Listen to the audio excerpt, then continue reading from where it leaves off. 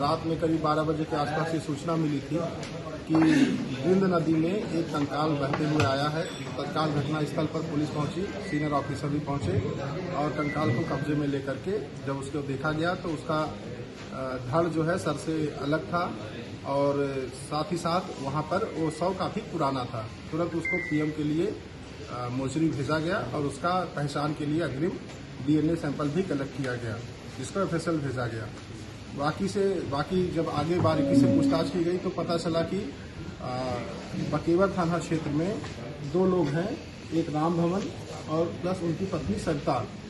इसमें जो सरिता है उसका संबंध ये जो बॉडी मिली है इनसे था। लोग फोन पे बातचीत करते थे। बाद में इस कंकाल की पहचान राहुल पटेल उम्र 32 के रूप में हुई और घटना वाले दिन इनके द्वारा करीब 2 जुलाई को, एक हफ्ते पहले, इनको अपने घर पर बुलवाया गया था।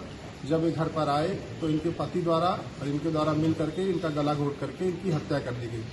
उसके बाद इन्हीं की मोटरसाइकिल पर इनको बिठाकर, जिसमें पत्नी पीछे बैठी और पति चला रहा था, इनको नदी के किनारे ले गए और इनको शव पे पेट्रोल छिड़क करके आग लगा दी गई और जो इनका सर था वो धड़ से अलग कर दिया गया। साथ ही साथ हाथ की कलाइयां भी काट दी गई और नदी में शव को फेंक दिया गया।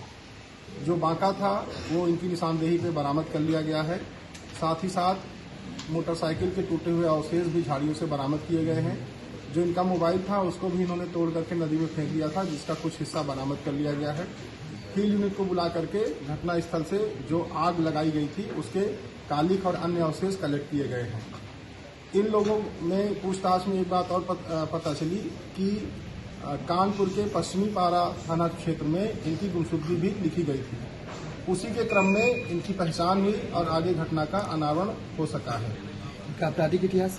इसमें इनका कोई आपराधिक इतिहास नहीं है। जो घटना का उद्देश्य था वो ये था कि जो अभियुक्त था वो जो उसकी पत्नी थी उससे मृतक जो है फोन पे बात करता था और उसको ये बात पता चल गई थी और जब ये बात पता चल गई तो पति और पत्नी दोनों ने मिलकर के इसको रास्ते से हटाया और इसकी जो है हत्या कर दी। सर, इनकी वार्तालाप कितने समय से चल रही थी? जो अभी तक हमें पता चला है करीब पिछले 2-3 सालों से ये लोग एक दूसरे के टच में थे।